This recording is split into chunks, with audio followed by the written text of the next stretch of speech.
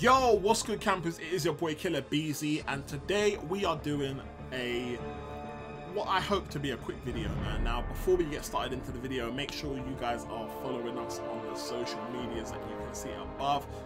Just to let you guys know, this is not my normal layout. This is just a layout that I'm using today because I'm feeling very lazy and cannot be asked to switch over everything so that you guys can see my normal YouTube layout. This is the layout that I use for streaming console gaming.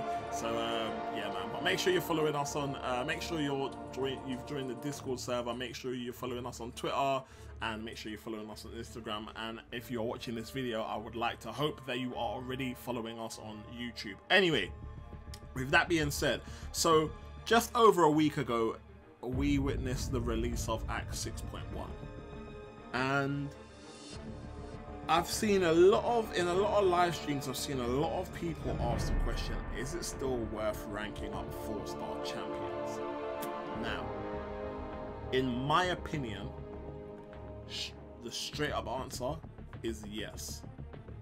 The reason why I say yes is because, especially, and this is more so for me, if there's a champion that you like or you enjoy using, and I'll give you an example, the new Captain Marvel, I absolutely love, man. I've been using her in like dungeon, in Dungeon 7. I've been using her in like multiple rooms, man.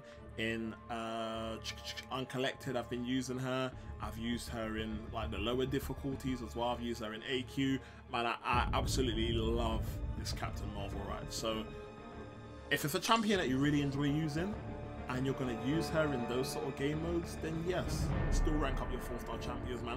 For me, it applies. I mean, I wouldn't just rank up any and every 4-star, but for me, if it's like some of the godly tier champions, like, so, you know, when you look at champions like Quake, champions like Gwenpool, Blade, Stark Spidey, Archangel, Void, you know, Hyperion, Medusa, Corvus, Ghost, you know, those sort of champions, when you look at those are the sort of champions that I would probably, even Gladiator Hulk, those are the sort of champions that I would probably take.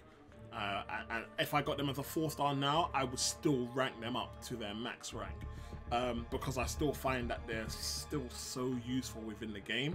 But you know, your odd 4-stars that you might get, I don't know, let me use an example. This is someone who's sort of on average kind of half decent. Let's look at my 4-stars overall. So someone like Angela, let's say, for instance, Angela, I feel like she's not necessarily god tier, but she's not like bottom tier. She's like definitely in the middle, kind of scaling more to the upper end, right?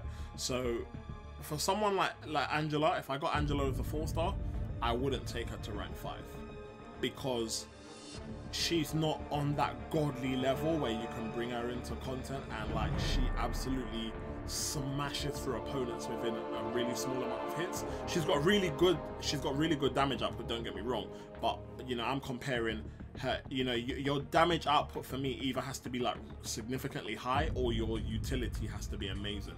So, you know, on that kind of level, those are the kind of 4-stars that I would be still trying to rank up to rank 5 if I had them.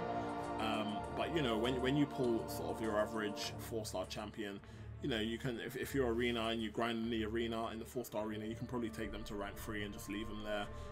Or yeah, man, just wait until your 5-star champions are coming in, do you know what I mean? So that's just my opinion. I just wanted to share that with you guys because I've been seeing a lot of people ask the question, and at the end of the day, you know, when you look at some of the events that you got to do, we're not even talking about Act 4, Act 5, Act 6, or if it's someone that hasn't even got that far in the game with the acts yet, you know, you're going to be looking at obviously the monthly quests and all the difficulties. So you're looking at beginner, normal, heroic, master, and uncollected if you're someone that runs through all those difficulties.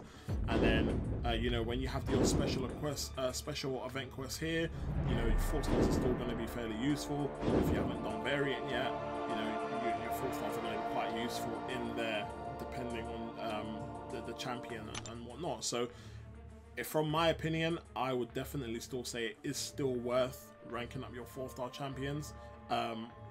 But that doesn't change the fact that I'm still pissed at Kabam, man, for not allowing us to bring them into Act 6. But that's a whole nother subject. I'm not going to bring it back there. But yeah, man, I hope that helps with a lot of you guys that are still questioning whether you should rank up 4-star champions or not. And thank you guys for watching, man, and I'll see you guys in the next video, man. Peace!